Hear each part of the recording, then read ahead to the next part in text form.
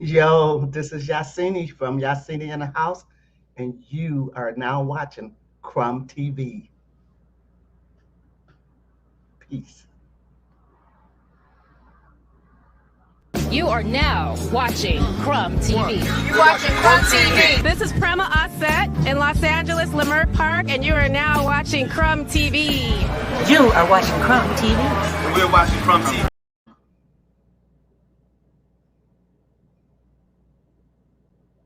You are now watching Crumb TV. You're watching Crumb TV. This is Prema Asset in Los Angeles, Leimert Park, and you are now watching Crumb TV.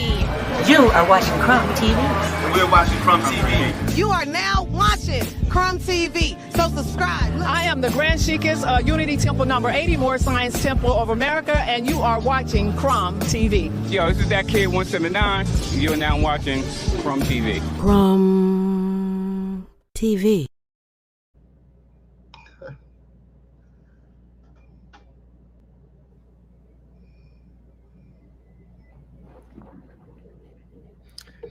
Can you see me? Yes. My thing is frozen. What? All right, well, everything's frozen on my side, but let me just start the way I usually start. Okay, I can see myself now. If you could repeat after me. Peace, Ashe, Islam, Namaste, Hotep, Bundia, Oseo, Halito, Wagwan, Assalamu alaikum, Walaikum salam, Bundia, Shalom. How are the children? Rahubet. Whatever the greeting is in your respective language, I am your humble brother Crumb here for another installation of Crumb TV. You already know what it is, family. This video is called Cult Leaders Drinking the Kool-Aid. But before I get into that, family, I want to put some respect on your name and acknowledge the first responders. So let's do that. This is the perfect trifecta of the first responders because there's lots of you. So number one in the building, one is the loneliest number, Gemini 9. I just love to see her pretty face. She says, peace and love, brother Crumb. Locked and loaded for another one. She got the books in there and everything. Is that Dynamite? I know that's right. Peace and love. I see you. I love you. I appreciate you. As always, it's a pleasure. Number two in the building is BB. Said, glad I checked your page. I'll be back at 7:30. And it is time. I'm like a couple minutes off, but you already know what it is, families. It's all love. Gemini 9's back in the building. She says, usual suspects and the master students, come on in.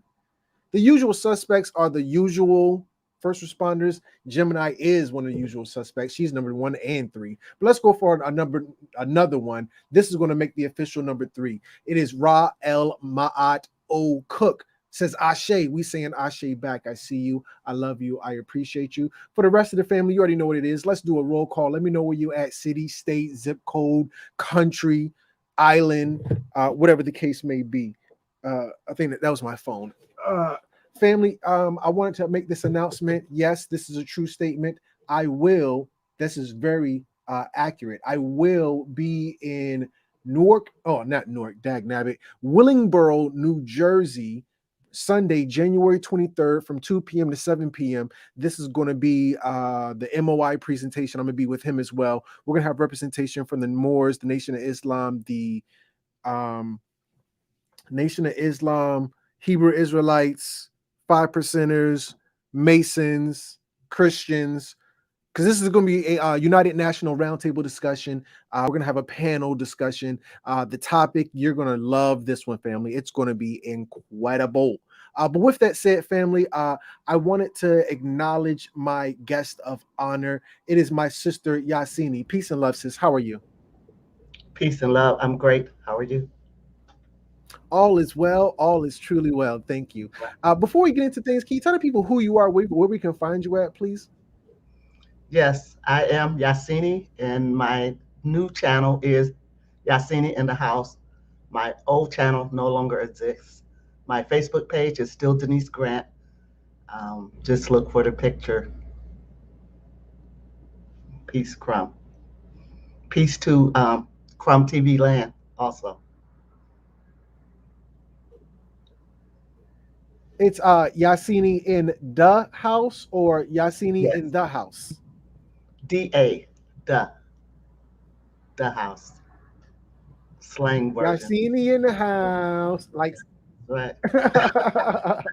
all right. That's it right So there. You got you know, with that said, I just gotta put this out there for the family. You got it. Thank you. Y'all definitely got to tap in. Yahsinni in the house. If you like things like this, go watch my video, Jesus Decoded. If you like things like that, that's probably one of my best videos, our best videos together. So the family's gonna have to check in for that. So with that said, without further ado, dealing with these cult leaders. My thing is lagging. I can't see the screen. Can you see this? Yes, I can. Yes, I can. Wow. So everybody can see but me. Damn. Well, it says the forefathers of religion and other cults. And these are the man-made religions that are going on today all over the United States of America. And so these are the usual suspects.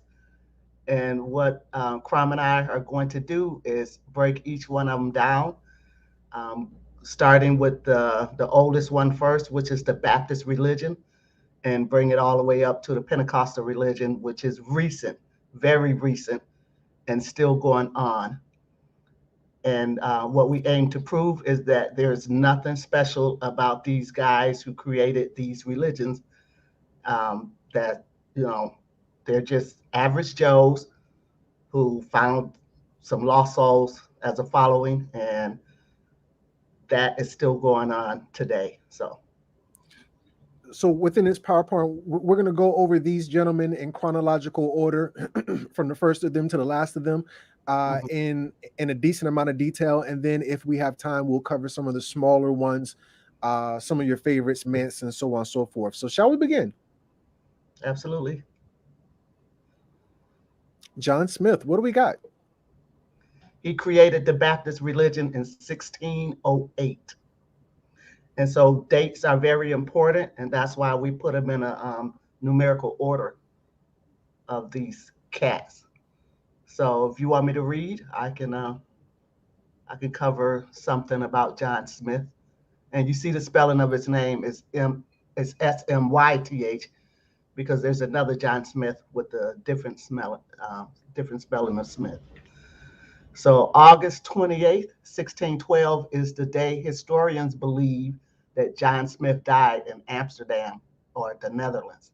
Smith was a pivotal figure in the church history, a major link in the growing radicalism of the separatist wing of the English Puritan movement, a tireless champion of democracy and religious liberty, a Biblicist and radical Congregationalist who strove to defend liberty of conscience against what he saw as the tyranny of extra-congregational bishops, the founder of modern Baptist movement and an elder in the Waterlander congregation of the Mennonites in Amsterdam.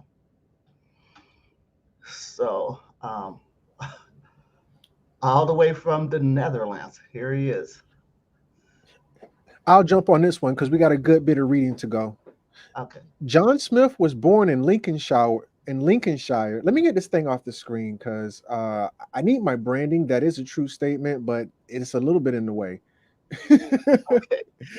John Smith was born in Lincolnshire to middle-class English commoners and educated at a grammar school in Gainsborough. Feeling a call from God to the ministry, he studied for the Anglican priesthood at Christ College, Cambridge University, becoming a life fellow of Christ College. During this era, many in the UK thought the English Reformation was not nearly thorough enough. The Church of England was still too Catholic for these dissenters. Those wanting further reform, wanting to purify the church of all unscriptural papist accumulations of tradition, were known as Puritans, and several of the colleges of Cambridge University were hotbeds of Puritan sentiment. Smith's teachers were Puritans, and by the time he earned his MA and was ordained an Anglican priest, Smith knew that he could not go along with the Anglo-Catholic majority. Please. So the mainstream Puritans wanted to work for reform within the Church of England to purify the church from within. Those who lacked the patience for slow reform or who had concluded that the Church of England had strayed so far from the gospel that it was a false church. It became known as the separatist Puritans or simply separatists. Smith became convinced of this need for reform without tarrying for any. As one famous separatist put it, he gathered a congregation of like-minded London reformers, and they met in secret since nonconformity to the established church was illegal. As their numbers grew, the group had to split peacefully to avoid notice. One group meeting in Scrooby and the other, led by Smith, meeting in Gainsborough. The Scrooby congregation, led by John Robinson, soon fled to the Netherlands, which had more religious tolerance than any other Western European nation at the time. From there, the Robinson congregation would eventually sail to New England and enter history. Meanwhile, by 1607, Smith's Gainsborough congregation was again growing too large to keep hidden and to escape persecution. They fled to, I think that should be just 1-0.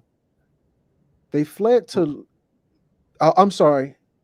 Nope, that's right. Meanwhile, by 1607, Smith's Gainsborough congregation was again growing too large to keep hidden, and to escape persecution, they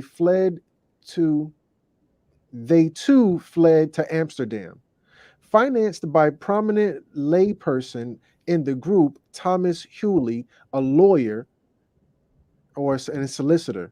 In Amsterdam, the Smith congregation was offered a place to meet for worship by one Jan Munter, a member of the Waterlander Mennonite congregation in the city. Smith congregation met in the bakehouse owned by Munter. At first, however, though grateful for the hospitality, they were wary of the Mennonites because Anabaptists had a reputation across Europe as heretics and revolutionaries, spread both by lies told by the magistrational reform and by the horrid involvement of a few Anabaptists in the bloody but failed peasant revolution in Germany, and by more in the even more disastrous attempt to bring the kingdom of God by revolutionary force to Munster, Holland.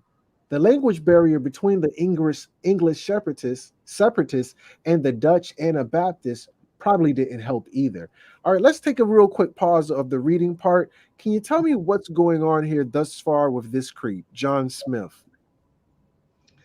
Well, it looks like a lot of other people, they don't like the Catholic religion, not because it's too strict, but it's all a difference in theology.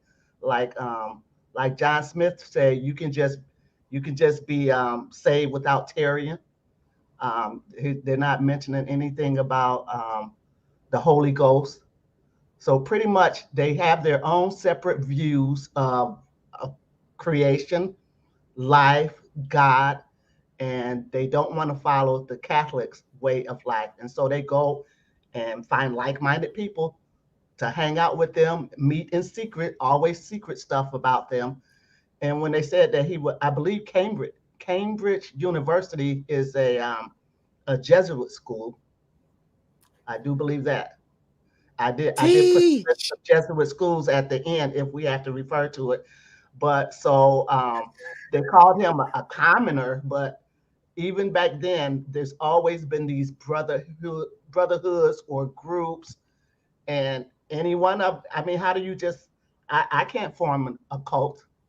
I know, Crumb, you can, but it's kind of hard to just find a whole bunch of uh, lost souls. I'm gonna say you just find some lost souls, you start meeting, and boom, you have a religion, the Baptist religion, that still goes on today, and without them even knowing who the founder was. I don't think people even think about who founded this religion. I think they just think it just exists. Like religion is put here by God. No, these are man-made religions. Okay, they not Mm. saying anything about what they're disagreeing on. For instance, the books in the Canaan. I mean, if you don't like, I don't even think. Well, the Bible was written and distributed in that time, 1600s, but they just go off on their own and build them an organization. That organization is still going on today without anybody knowing anything about its leader, where he's from, who he is, why he discovered the religion or anything. So my deal today was to bring out some of these facts about these different religions, especially that our people are involved in without knowing any details, none. So it's time to expose these cult Now, leaders. with that said, should we continue with this with John Smith, or can we continue? We can move on to the five of them because some of the readings are more extensive. Um, I just want you to touch on where these religions came from, who founded them, who that person was. So there's the Joseph Smith, the Mormons, and look at okay. the age. Look at the year that the religion was created, 1830. Yes, sir. What? Hold on 2 seconds. I'm sorry. I think I'm having an issue on my side. Let me just check something. I want to be on slide 10, but it's Okay. not showing me. Okay, here we go. I'm sorry. Do you mind starting us off? Absolutely. So Joseph Smith created the Mormon religion in 1830. So the founder of the Mormon church, Joseph Smith, wed as many as 40 wives, including some who were already married and one as young as 14 years old. The church acknowledged in a surprising new essay. So Smith's marital history had been the subject of frequent historical debate, but until recently, Mormon leaders had taken pains to present its founding prophet as happily married to one woman. Now, the church says careful estimates put the number between 30 and 40. So the church, officially called the Church of Jesus Christ of Latter-day Saints, disavowed plural marriage in 1890 under pressure from the U.S. government, which had imprisoned polygamists and seized their assets.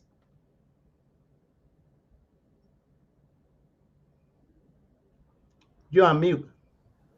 It's hard to overestimate Smith's importance to Mormons. He is viewed as a larger than life prophet who received special revelations from God. The news that he had taken so many wives, including teens and other men's spouses, rocked some members' faith, according to the Mormon blogger Jan Somebody. What's remarkable about the new statement, said Stephen Somebody, who blogs about the something, a site that is intellectual approach to Mormon history, is that came from the church itself. 20 years ago, Mormons could be excommunicated for addressing controversial topics like polygamy and the church's former ban on black priests.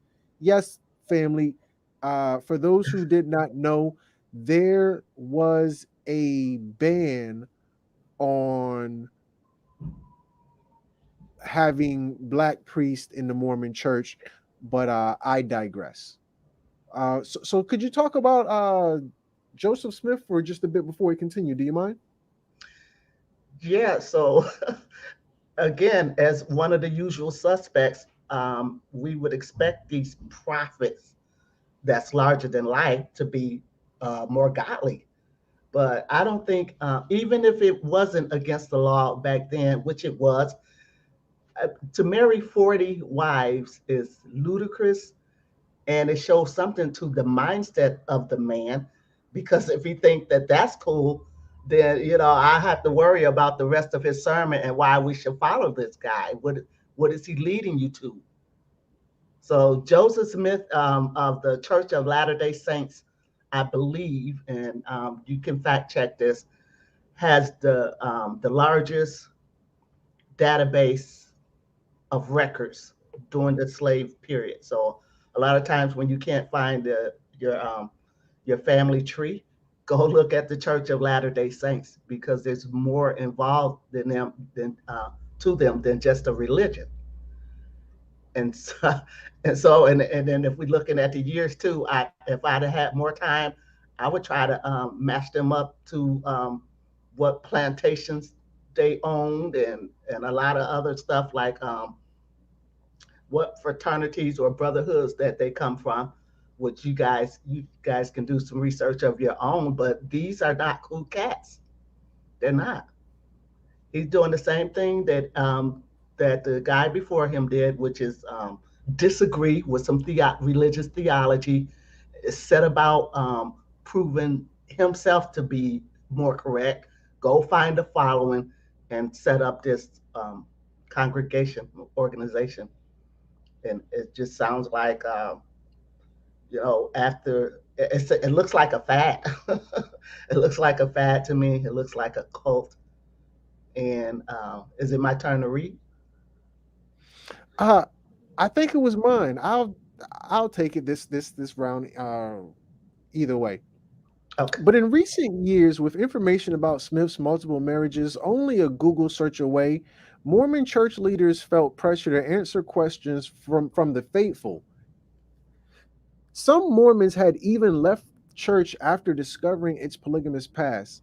The church is realizing that all these really controversial topics are being openly discussed on the internet. So why not put out something that acknowledges the history and tries to get a little bit ahead of it? According to the church's essay, Smith had not wanted to take multiple wives, but relented after an angel appeared to him 3 times between 34 and 42, a span of a little bit less than 10 years. On the angel's last visit, the church said, the angel came with a drawn sword, threatening Joseph with destruction unless he went forward and obeying the commandment fully. What's going on here in this account? It sounds like what they call today is apologists. That's when they say, yeah, he did do this, but he only did this because that angel had a sword drawn on him. They admit the fact that, okay, there was some wrongdoing, and then they say, but look at why he did it. So that's what's going on here. Like it took him like almost 10 years to obey these angels that keeps coming to him saying, marry all of these women, including this 14-year-old. So he ain't want to do it. He didn't want to do it, but the devil made me do it. No, I'm sorry. The angel made me do it. Right. Yeah. Why not send him a demon? As the church's, I'm sorry, I think it's your turn. As the church's essay notes, Smith also saw his fledgling Mormon movement as a restoration of the ancient principles of biblical prophets like Abraham, who practiced plural marriage or polygamy. Smith's first wife, however, was not amused. In fact, the church said it was excruciating ordeal for Emma. Sometime in the 1830s, Smith took his second wife, Fanny Alger, according to the church. They later separated, the church said. At one point, Emma Smith accepted 4 of her husband's plural wives into her household, according to the church. But she likely never knew the full extent of her husband's polygamous unions, LDS officials acknowledged. Although Smith wed as many as 40 women, he did not necessarily consummate the marriages. The LDS church said. So some might have been eternity-only sealings, meaning that the relationships were held on reserve for the afterlife. Wow, been pimping since he got tail waiting in the afterlife. I know that's Oh right. my goodness. And this is who we're following. These are the religions, uh, the man-made religions that we like to follow. Joseph Smith, the founder and leader of the Church of Jesus Christ of Latter-day Saints, more commonly known as Mormonism, is murdered along with his brother Hiram when a mob breaks into a jail where they are being held in Carthage, Illinois. Born in Vermont in 1805, Smith claimed in 1823 he had been visited by a Christian angel named Moroni, who spoke to him of an ancient text that had been lost for 1,500 years. The holy text, supposedly engraved on gold plates by a Native American historian in the 4th century, related a story of Israelite peoples who had lived in America in ancient times, period. During the next several years, Smith dictated an English translation of the text to his wife and other scribes, and in 1803, excuse 30. me, dyslexia. In 1830, the Book of Mormon was published. In the same year, Smith founded the Church of Christ, later known as the Church of Jesus Christ of Latter-day Saints in Fayetteville Township. Can I speak to this for just a second? Please do. Some people would say there's a Moorish connection here. Not only is there a Moorish connection, there's a Moorish indigenous American connection to this story. That's why there's the whole Moorish men thing. He gets the text from the Moors. The Moors put him on game, and I've said this from day one, and maybe this might be taken away from the conversation. I don't know, but I just, in my findings and studies, I don't believe that the Tamahu has a soul. So, they only know spirituality from observing us. Hold on, let me just see why.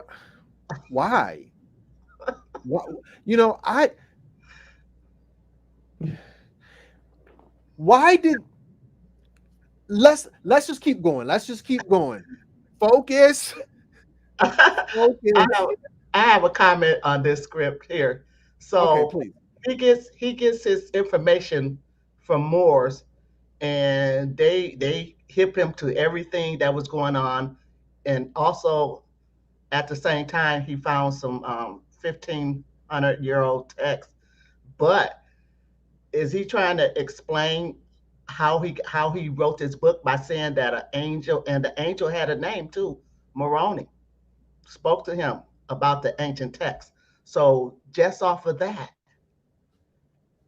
he was able to just like dictate the whole book of the Mormon. Right. That's phenomenal. At that time, So let me add value. Okay, please. No, please. I'm sorry, please. Okay, you want me to move on? Okay, so no. I was gonna allow you to finish your thought. No, I'm just saying, like, how do you you wrote that book. Joseph wrote that book. That's what I'm saying is phenomenal, because you never find out who these writers are or any of these other books. But this cat wrote a whole Bible. That's what I said. That's phenomenal. Right. If it really happened. Yeah. Is it my turn? I don't know. I'll take I the don't wheel. go for it. The religion rapidly gained converts, and Smith set up communities in Ohio, Missouri, and Illinois. However, the Christian sect was also heavily criticized for its unorthodox practices, such as polygamy. In 1844, now let me note this is prior to slavery ending. Slavery ended in 65. This is 20 years prior.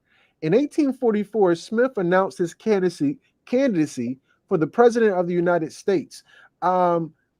Just for the listening audience, let me just ask the family, who was the last Mormon to run for president? Because we know these Mormons are a powerful sect. Very. Does anybody remember who the last? This is a listening audience, of course. Does anybody in the listening audience remember who was the last Mormon to run for president? Because Mormons love to, the power grab. Sis, Marco Power said that John Smith was a Freemason.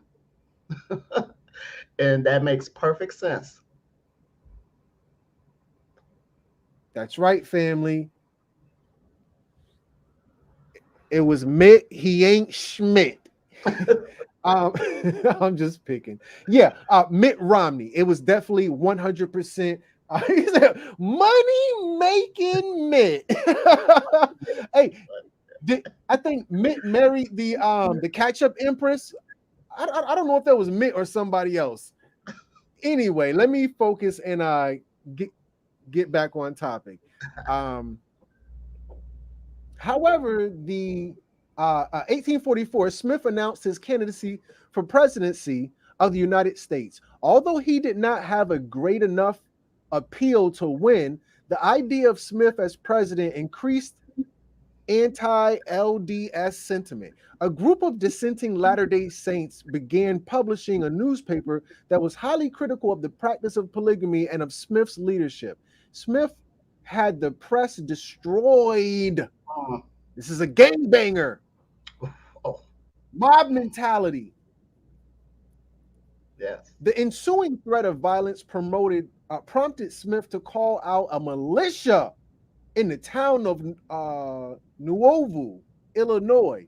He was charged with treason and conspiracy by Illinois authorities and imprisoned with his brother Hiram Habib, I'm just joking, Hiram in the Carthage City Jail. On June 22nd, 1844, a mob stormed in and murdered the brothers. Woo! European Jesus! Let me continue. 2 years later, Smith's successor, Brigham Young, led an exodus of prosecuted Latter-day Saints from Nuavu along the Western Wagon Trail in search of religious and political freedom. In July 1847, the 148 initial pioneers reached Utah's valley of the Great Salt Lakes. Upon viewing the valley, Young declared, "This is the place," and the pioneers began preparation for the tens of thousands of migrants who would follow them to settle there. I think that was called the Mormon Trail. I think this was like in junior high. There was the Oregon Trail, the Mormon Trail, the California Trail, or something like that. This is from back in those days. I don't, I slept through a lot of that stuff.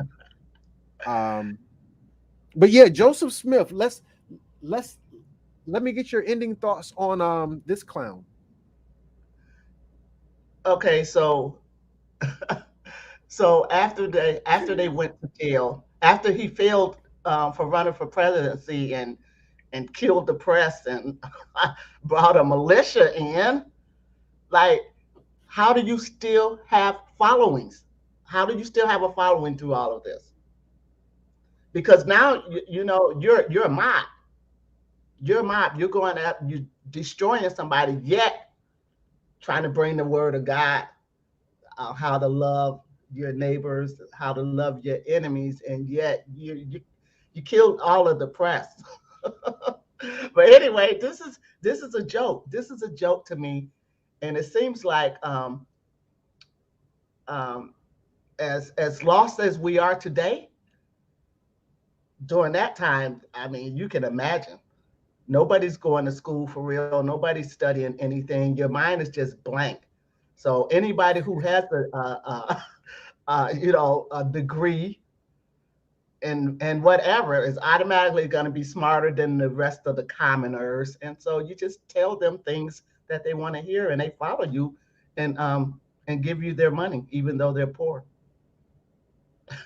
Obviously got mad skills all the way up until his death. Yeah. So now, so first the Baptists come in, check. Yes. Then the Mormons.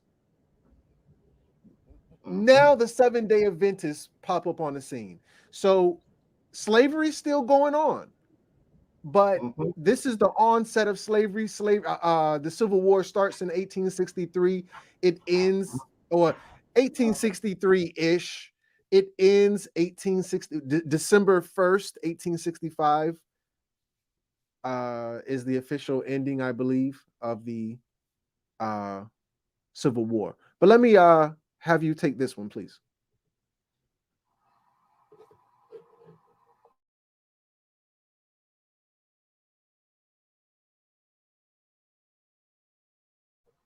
No, I just said to warn my boyfriend that I'm live so he can tone it down a little bit. William Miller, born February 15, 1782 in Pittsfield, Massachusetts. Died in December in 1849 in New York.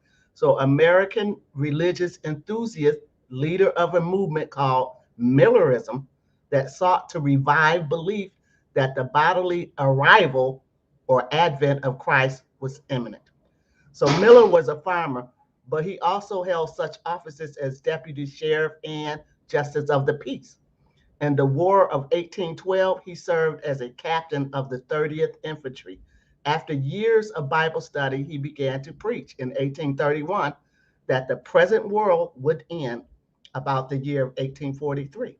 So he based this belief primarily on a passage in the book of Daniel, chapter 8, verses 13 to 14. He published a pamphlet in 1833 and a book of lectures in 1836. So the first of many publications. Principal organs of the Millerite movement were the Signs of the Times, Boston, and the Midnight Cry in New York. And so here's another cat who comes along with his own ideas, or reforming somebody else's idea. I think he's piggybacking off the cat just before him, the Mormons. So this dude gets one Bible verse and goes cat-ish. Yes. And names his cult after his last name. Yeah. The Miller ants. Wow. The Miller. Okay. I'll take this one if you don't want to add any more value, but please, if you want to. No, let's see what this is about, because he's still on his Bible verse, right? Daniel something. Right. Miller established that between 50,000 and 100,000 believed in his views. When 1843 passed, some of his associates set October 1844 as the date of the second coming. This date brought the movement to a sharp climax. There is no historical foundation for stories that the Millerites engaged in such fanatical excesses as ascending hills, housetops, and trees and ascension robes. I'm sorry, let me try that again. There is no historical foundation for stories that the Millerites engaged in such fanatical excesses as ascending hills, housetops, and trees in ascension robes. The last general conference met at Albany, New York in 1845. Belief in the imminence of the Advent was restated, but no date was set, and no church organization created. There are two principal Adventist bodies today: the Advent Christian Church, organized in 1861, and the Church and the much larger body of Seventh-day Adventists, organized in 1863, and several small Adventist bodies. So this guy predicts the world's going to end. It doesn't end. Then they say the next year is going to end, and it doesn't end. Then they say the next year we're just going to say it's going to end, but we're not going to say when. I don't know. Help me understand what's going on. He woke up and saw 50 to 100,000 people who believed in his views. So, what are his views? Yeah, the second coming, the world's gonna end, and bold enough to give out dates. All they got to do is wait to that date, and we say, you know what? Something's changed. Now it's gonna happen at this date. And like you said, all these dates pass and nothing ever happens. But these 100,000 believers are sticking with him, and obviously still growing off his prediction and his words. And I think the next part is going to tell you how they dealt with all of this. All right, so the dates are off. So here's what's really happening. Yeah, so I want to know, how are you going to account for such a huge fail? Please. So it's called the Apocalypse in three of its later movements. So Harold Bloom, in this somewhat acerbic book, The American Religion, discusses several made in America denominations. These denominations include the Pentecostals, the Mormons, the Adventists, Christian Scientists, Jehovah's Witnesses, and a variety of New Age movements. It is important to note that all of these American sects have strong apocalyptic expression and derive certain defining points of doctrine from the book of Revelation. So my purpose here is to review three made in America denominations and note their dependence upon the book of Revelation. Specifically, I wish to provide a brand overview of the Seventh-day Adventists, Jehovah's Witnesses, and the New Age religious fellowship known as the Church Universal and Triumphant. In each case, I make a references to the worldwide websites that provide a variety of links to each of these denominations. So, my opinion on why they're so stuck on this book of Revelation and the apocalypse is because most of these leaders, I can assure you, are in some kind of brotherhood or a cult. The reason why they feel so strong about it is because they'll be creating this apocalyptic events. They're doing one right now. I can't say the name of it, but you know, you're on mute again, bro. I'm sorry. You talk about the pandemic? Hey, you know, whatever's going on right now, I believe was the plan. No, that makes perfect sense. Somebody was telling me, you know, they have to sell fear. Every single presidency, you know, has to have a defining moment. I wanted to ask the listening audience, because remember when Obama was in office, we had ISIS. And then, do you know when ISIS left? When Obama who was the boogeyman, who was the bad guy, the boogeyman, the monster under the bed, the boogeyman in the closet under Bush? Do you remember? Saddam. Or the other guy. Yeah. Anybody remember when we stopped hearing about Taliban? Yep.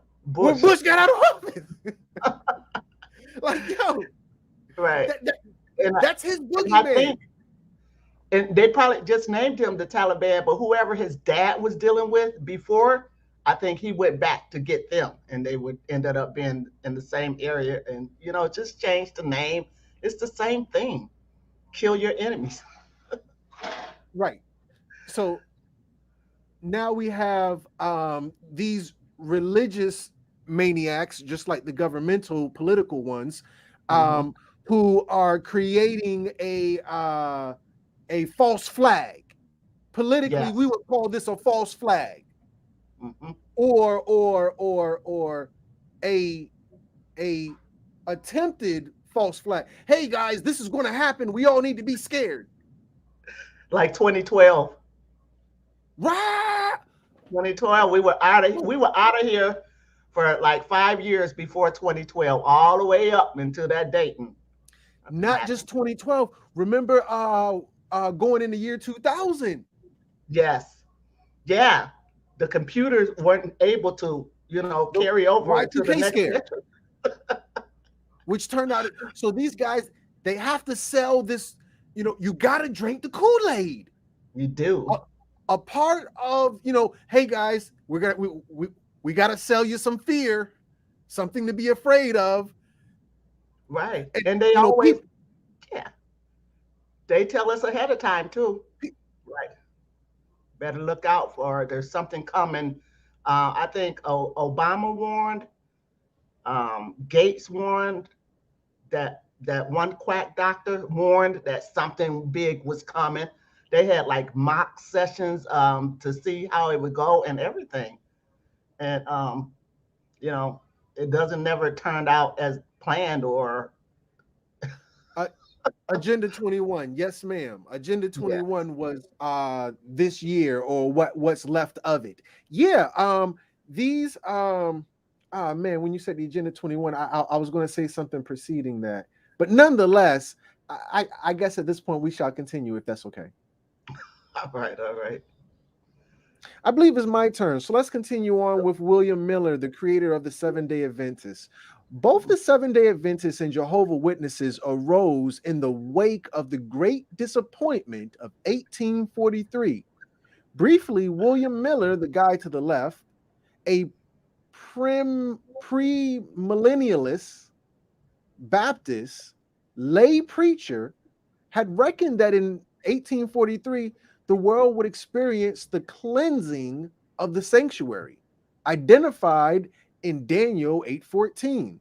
Now, I'm not sure if we ever mention or read Daniel 8:14 in here. Is it in here? I believe it's described in here what's going to happen, which is the second coming of Christ. Just for Bible's sake, or the sake of this conversation, let me just go ahead on and read Daniel, the book of Daniel, chapter 8, verse 14. When the church has it, say amen. Ra. I'm just joking. But it reads, and he said unto me, unto 2,300 days, then shall the sanctuary be cleansed. Oh, okay. Well, there you have it. So let me just continue on now that I've read that. The cleansing would usher in the 1,000-year reign. When none of the predicted events occurred in 1843, the Great Disappointment came to pass. A remarkably imaginative young woman named Ellen White began to have visions in months following the Great Disappointment, and these visions assumed the stature of testimonies. Collectively, they had the effect of galvanizing various sects of Adventists from around the country to form the Seventh-day Adventist. All right, what's happening?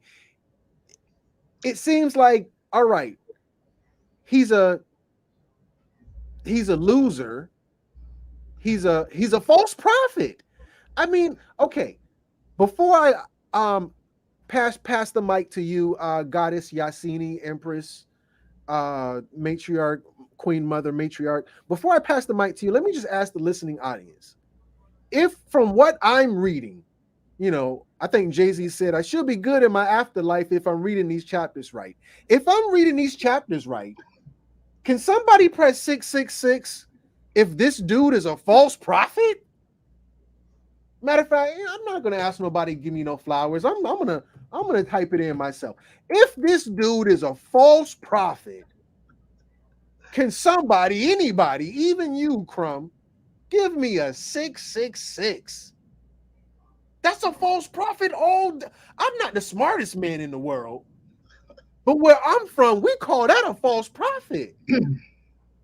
Damn, Gina. I'm sorry, please. Yahsinni. They Okay. don't even have the knowledge to like make it a year where you're not going to be around or something. Don't you still living? You made up this date. You're still alive. You're still running this congregation, and the shit didn't happen. It didn't happen, and they're gonna neatly wrap this up that to a logical mind is gonna be bullshit, but to the lost souls, what do they care anyway? They're just sheeple.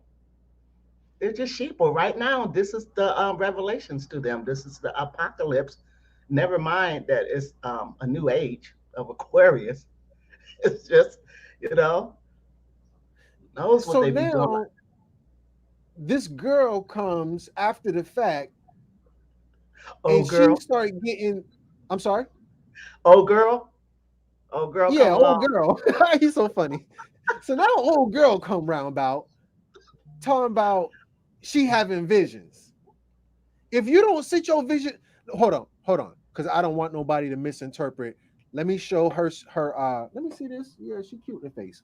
Missy Be Awakened. I think that's her name. There you go. Missy Be Awakened. Shout out to you. I see you. I love you. I appreciate you. It means everything to have your support. Sit your visionary tail down somewhere, sis. Having all these. Listen, y'all wrong and strong. So now, I mean, I don't know. Talk to me. Talk black to me. They even named this era the Great Disappointment.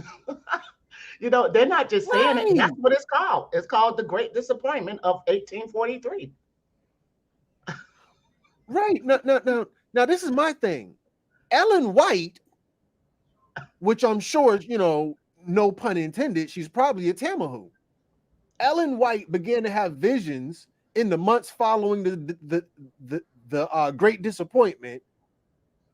Listen, this seemed like another disappointment, but let me continue on. Because now it seems like they chasing waterfalls. Now they not just drinking Kool-Aid, they chasing waterfalls. I'm sorry.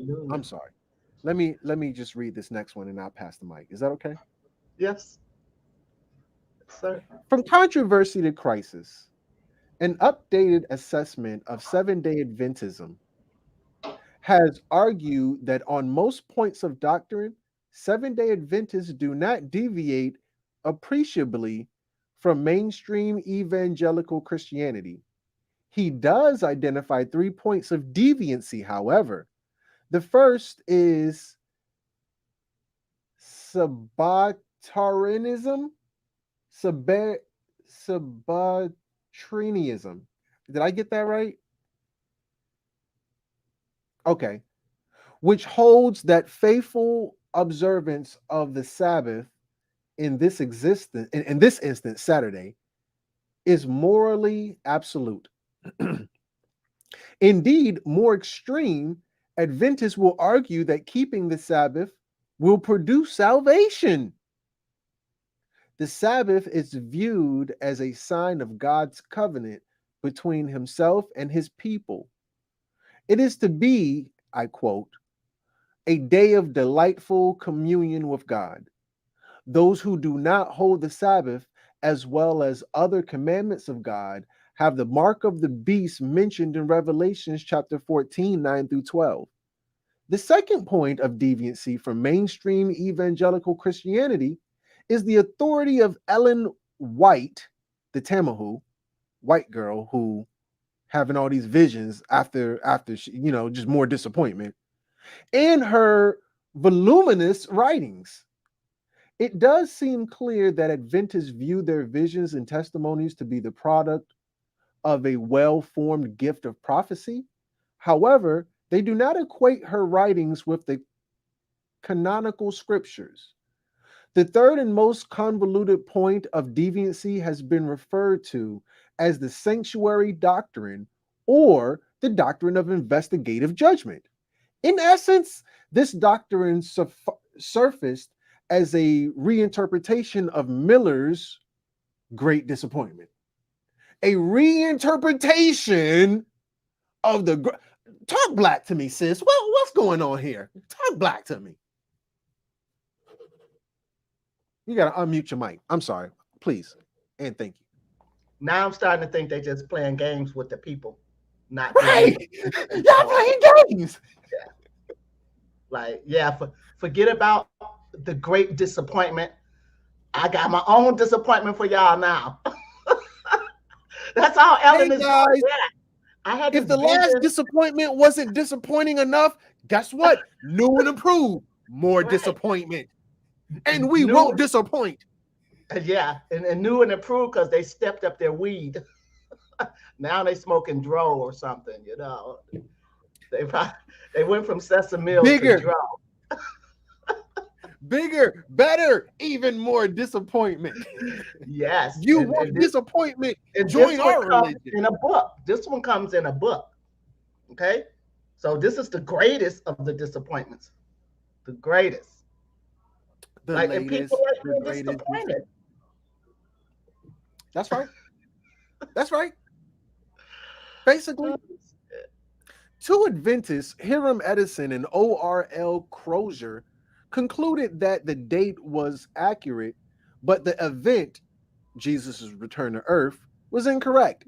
Rather, Edson and Crozier argued that in 1844, Jesus entered not the earthly sanctuary, but a second compartment of the heavenly sanctuary. Let me pause right there, church.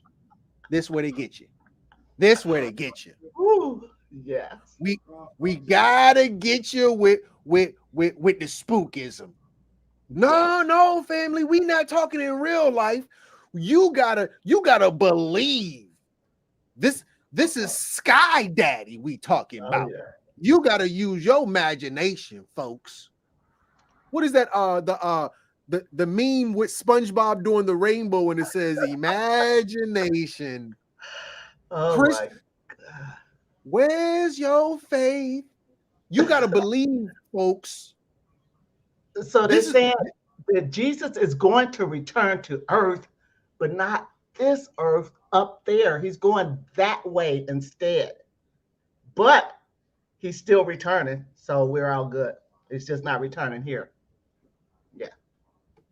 So, and if he's going that way, then when he returns again, he's probably still going that way, meaning he's never going to be down here again. But stop it. Right. Up until 1844, Jesus had been purchasing salvation by his death upon the cross. However, after his entry into the second compartment, the upper room, I don't know the second compartment, he began to examine the lives of those who had received forgiveness. Only those who passed this second judgment would be assured of translation at the moment of his second coming. Wow. Just wow. Throughout the history, Seventh-day Adventists have developed a strong reliance on the prophecies of the Bible and predictive of the course of history. An interesting contemporary expression of his attitude may be found in the set of explanations from certain symbols of the book of Revelation. A website maintained by some dude presents the four horsemen of the apocalypse in a rather unique way. The first horse is false religion, which occasions the three other horses representing war, famine, and pestilence. Another this guy Martin site identifies the 7 churches of Revelation: Ephesus, Smyrna, Pergamos, something, some other names, as symbols of sequential errors or time periods from the beginning of Christ's ministry to the end of time. It is important to note that the last period, Laodicea, hold on, the Council of Laodicea. Only reason I know that is because there was a council, the Council of Laodicea. Right. Began in 1844, and we are now nearing the end. All right, let's take a quick break from the reading. Explain this mumbo jumbo. All right, so again, this is prophecy where they somehow have the authority to know exactly the time that Jesus is coming back, even though the Bible told you that he's coming back like a thief in the night, meaning nobody's gonna know. Nobody's expecting him during that time. He just like it shows up in your house with his dagger. And so now they've gone into, to me, it's like, okay, so all of these followers then fell for everything from the great disappointment on. They're all still here. And so now they have to just keep coming up with things to, I guess, interest them and not let them be so disappointed because Christ didn't return. So now they truly having some strong conversations with somebody who's telling them where Jesus is at and when he's going to be here and where he's going next. Only the people though, only certain people are going to know when he made it to that second level and receive their salvation. So the deal is, if you didn't get that notice, then you're not one of them people. So just keep hanging around. Maybe one day you'll meet that threshold and get to see Jesus. Teach. Yeah. So those who aren't on that list shouldn't even be worried about seeing Jesus again. You're not gonna know.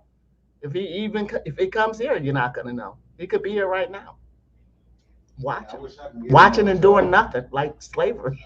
Right. Can I get in? It's like, man, and all of these religions are still going strong today. None of this shit matters to anyone. Right. Like, really looking at these religions, these guys who are the originators are some real goofies. But let's continue on, if that's okay. Yeah, and if we press for time, we can go to the next guy, because there's 2 more important religions left, one of them being Pentecostal. Well, I mean, Jehovah's Witness is pretty significant. Yeah, it is, and so it's the Seventh-day Adventists. I went to school with a lot of them, and the whole school just talks about them, how weird they are all day, every day, and they don't care. They stick to their faith. They stick to their uniforms. They don't talk to any of us. They're in their own world. And look at why. Look at what their their church meetings are about. Just all gloom and doom for them. Right. So yeah, let's see about these Jehovah's Witness, Charles Taze Russell. And actually here, you know what? Let me see, can I do a pulse check to see if we should continue? Because we have been on for an hour. I don't know. Should we go for another hour? I don't know. What do you think? I don't know. We got a little bit less than 200 people watching. How many likes does this video have? This joint don't even got 50 likes. This video don't even got 50 likes. I think people trying to, no, it don't even got 50 likes. I don't even think y'all better hit that like button. Yeah, I don't know. I'm not even I'm not on trying to beg on nobody on the internet. I be giving away too. Somebody was telling me like, yo, you know what your problem is, Crumb? You be giving away too much for free. That's like the problem. I just be going in like, yo, Yeah. So Like we can always continue this. Absolutely. Andy, ask him. You gonna ask me something? Yeah, this is Brother Shabazz. Come show your face. Hey, I want to pull up a chair, man. I got something to add to this here, man. Stop it. No, for real, I've been listening, and maybe some people, like you said, the ratings or the likes or whatever, put it in layman's terms. And I can tell you, boots on the ground, like, what do this have to do with me? This is most brothers on the street be like, what do that got to do with me? Right? Let's answer that question. Right. Can we get into that? So, well, hold on. In terms of this particular conversation, well, I only caught the last end of it, but I heard Jesus' name mentioned about 15 times. Jesus. All right. So on that question though, what does it have to do with me? If I'm a follower of any of these religions, that is a good question. Why am I in this church giving up my 10% every single Sunday? Even when they closed the church down, I went online and still gave up my 10%. What am I getting for that in return? Nothing. It's a hustle. So did what let me just do this thing real quickly. I'm proud to say I try to get in and talk some shit. I am your favorite racist. I don't support the Tamahu Flugelrod. I don't support the troglodyte, the Edomite. Why is he still in here? Why is he still in here? I don't know. I need, if somebody wants to be a moderator for me, can you please type in 999? If you want to be a moderator, I need a racist moderator. I know we're on the internet, it's public, anybody can watch, but I need, we have to bring the troglodyte to a heel. I'm not saying he can't exist in the world with us. We know that's impossible, but we must bring them to a heel. We have to, get a strong grip on them, bring them to a heel. That's the only way we can operate with them. You got to put your foot on their neck. That's the only thing they respect. They're like wolves. You got to be dominant with them. You got to like bite them in the face or something. They're really savage in mentality. We all know that. So with that said, I just want to put that out there. I don't want nobody to be, thinking that these people, they're vampires. They're a cancer to the community. But with that said, I just wanted to, just kind of add a little value with that, and now he's gone to never come back again.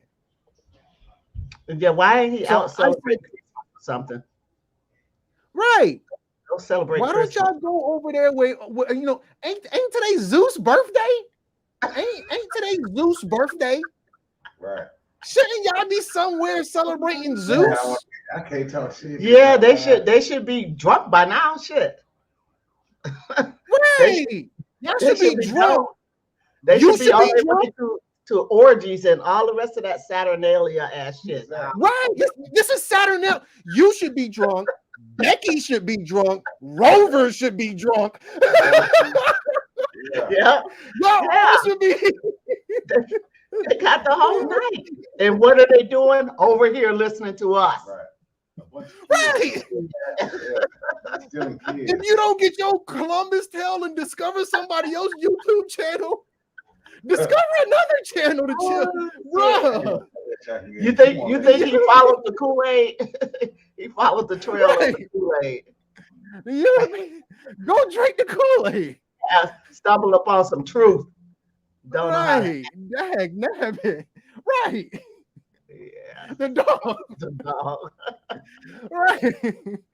Oh my God. So with that said, folks, let me check the like button. And then that'll determine if we should continue. That'll determine. Where we at, folks. Where we at? Oh man. Yeah. All right. So with that said, sis, can you tell the people who you are, where they can find you at?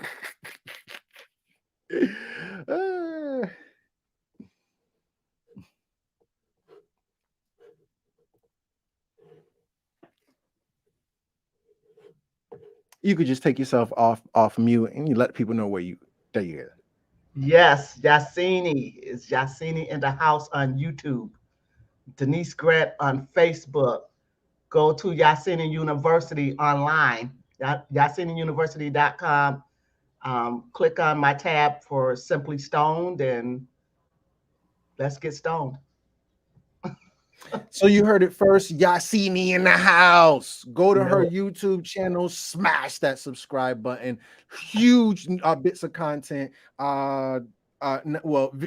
You already know what it is. So shout out to her. Much gratitude and appreciation. You already know what it is on that side. With that said, family, you already know what it is on my side. This is a true statement, folks. I will be in Willingboro, New Jersey. I'm only going to be 15 minutes outside of Philly. I'll be like 15 minutes outside of Philly. Me, the Minister of Information, the family from the Christianity. I don't know if it's going to be pastor or reverend or minister or whatever the case may be, but it's going to be representation from the Christian community. It's going to be representation from the Masons, representation from the 5% Nation, Hebrew Israelites, Nation of Islam, the Moors. We will all be sitting at a roundtable discussion together on Sunday, January 23rd from 2 p.m. to 7 p.m. More than half the tickets have sold, family, and usually people buy the tickets at the last minute. So this event will most likely be sold out. So definitely get your tickets now. We do have VIP. VIP eat. General admission, we're gonna have some snacks, but VIP get a hot plate. If you want a hot plate, get your VIP tickets. You already know what it is. You can also get a vendor's table. Oh, there's gonna be 100 people there, and we're gonna be ready to support after this. I guarantee you. With the roundtable discussion after the event, you want to be a vendor. That's all I'm gonna say about that. So get your tickets at crumtv.info/events. I think that was the only thing I really. Oh yeah. Last but not least, family. If you don't come to the event, that's fine. Hey, Crumb, I can't make it. I get it, folks. It happens. But you can support Crumb TV by donating to the Cash App, # Crumb TV. Take the dollar challenge, family. Now that you've done, I've gotten done investing in trash. This is a hard reality for a lot of you a-holes. Whatever you bought today, go look it up. This is not an opinion. There's a 90% chance whatever you bought today will be in the trash this time next year. Whatever you bought today, I don't care what it is, you have a 90% chance of it being in the trash next year. In 2 years, you have a 100% chance of whatever you got this year being in the trash in 2 years. 90% in the trash in 360 days. A 100 is a 99.9999999% chance whatever you got today in 2 years it'll be in the trash. It'll be in the trash. It'll be broke. It'll be somewhere in the junk drawer in the garage. So now that you're done buying Jordans, which is not an asset, it's a liability. Now that you're done buying all your wants, now that you're done participating in consumerism, you can take the dollar challenge. But you know what? I got another one for you, Crumb. I'm not giving your ass $1. Not even $1. I'm supporting Jordan and everything else. I'm just drawing the line there. Fine, you can draw the line there and I still love you. You can still donate a like. Hit that daggone like button, family. It's free. It only takes a second with your hating ass. I'm just joking. You're not hating. If you don't hit the like button, I don't care. I don't lose no sleep or nothing like that. It's just, it would be nice. So yeah, if you want to, that's awesome. Drop a comment. Let me know what you think, family, about these cult leaders. Who's drinking the kool-aid? Who's still in the religion? Who's still going to church? Who's still got a sky daddy? Who's still drinking the kool-aid? Let me know. drop a comment. Also, you can subscribe, family, but I want to let you know this: if you subscribe to Crumb TV on YouTube, I love ya. That's awesome. That's great. But please and thank you, subscribe on crumbtv.info. I'm going to close out by reading off some of my donors. I love y'all and appreciate y'all. So Christopher Shaw, he says, for respect always. Shalisa, she sent her love offering. I see you, I love you, and I appreciate you, Shalisa. Divine's Bow and Arrow 5D. Woo! That's a powerful name. I see you. Vanessa, Mad Love. India Jordan, Awoke I Am. Yes. Sharice Reed L. Last name Messiah Cole. Put some respect on her name. Champ Nunez. Christopher Smith. Tanari Soto. Giving you your flowers. Thanks for the dope segment. Dominique Minifield. I see y'all. I love y'all. I appreciate y'all. It means everything to have your support. So if you want to subscribe, go to crumbtv.info. With that said, family, it is I, your humble brother Crumb, as always, for another installation of Crumb TV. I want to leave you. Excuse me, let me get a sip of this chakra tea. I want to leave you the exact same way I came to you. You are now watching Crumb TV. Peace. You are now watching Crumb TV. You watching Crumb TV. This is Prema Osset in Los Angeles, Leimert Park, and you are now watching Crumb TV. You are watching Crumb TV. And we're watching Crumb TV. You are now watching Crumb TV. So subscribe. I am the Grand Sheikess, Unity Temple number 80, More Science Temple of America, and you are watching Crumb TV. Yo, this is that kid 179. You're now watching Crumb TV. Crumb TV.